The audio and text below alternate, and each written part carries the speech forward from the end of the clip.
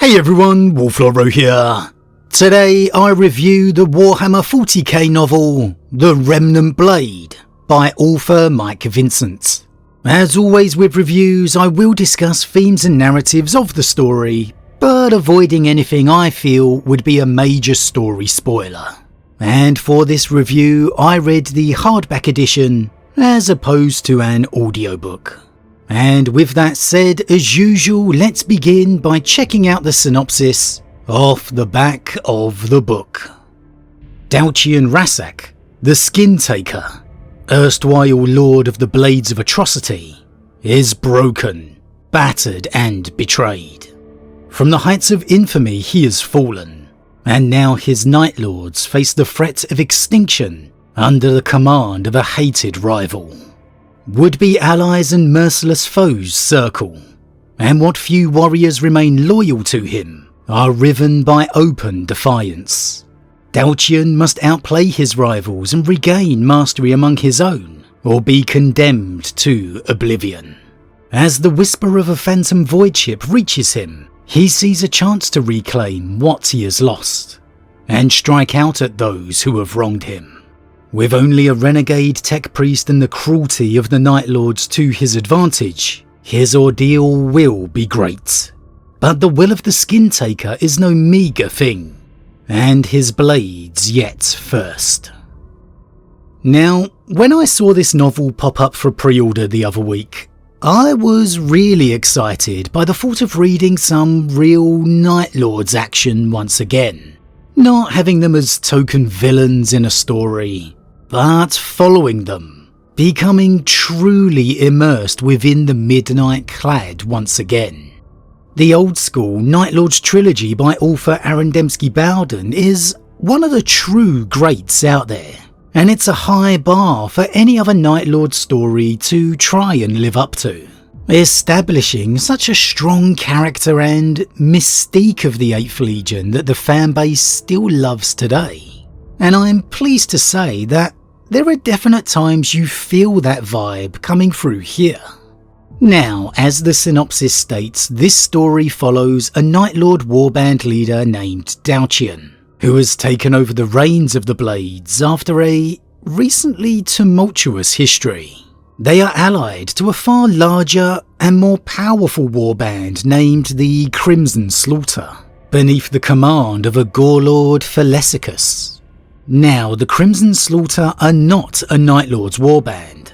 They are in fact a renegade chapter, formerly named the Crimson Sabres, and they head a powerful alliance of several smaller warbands under their control, making Felesicus particularly powerful.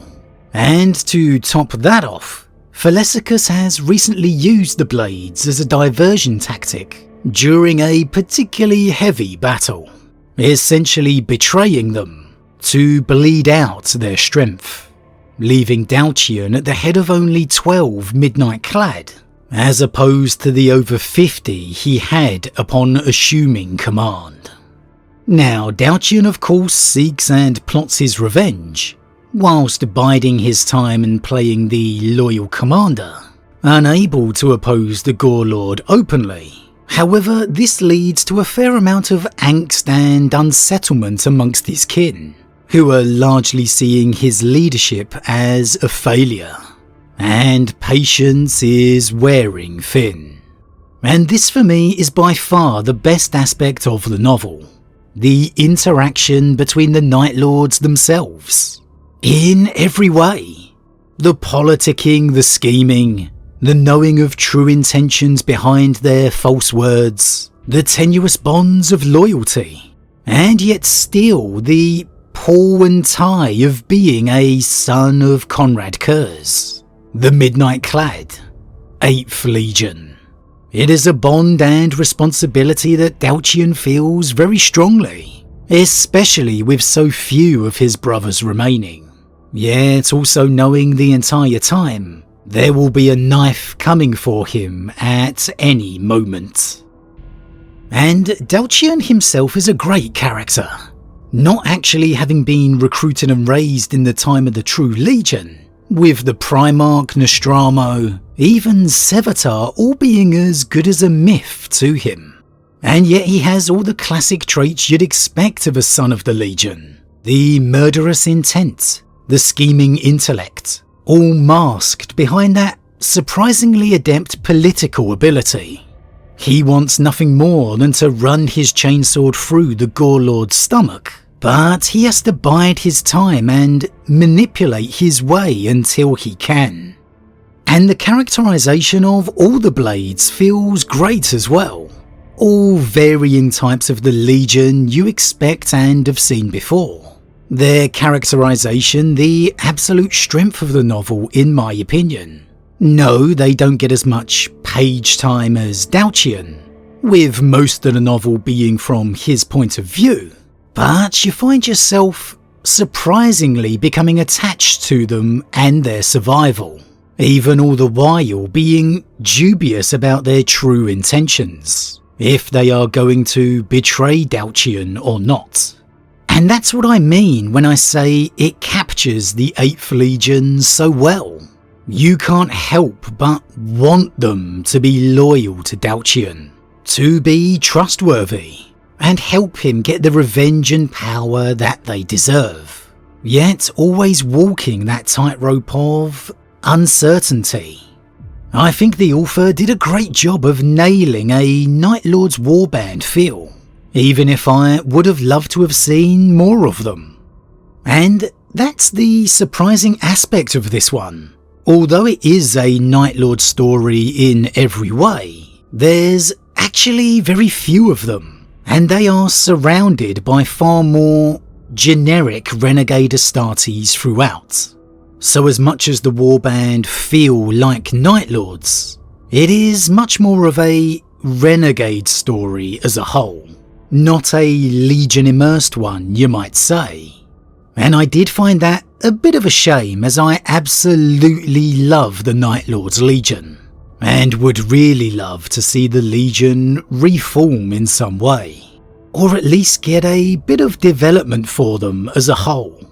However, there's some great touches that come about thanks to them being so outnumbered as well, such as seeing how they decorate a ship once they claim it, how they get a crew to work for them, and how they immediately drop the lighting and temperature to their preference. All great little details and touches.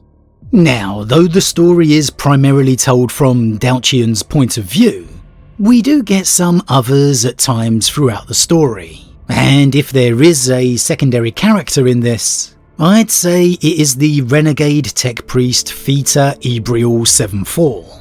Who works, or should I say is enslaved to Dalchian. I wouldn't say he's a particularly interesting character in his own right, however his working relationship with Dalchian is, reminding me a little of Talos and his servants in the Night Lords trilogy.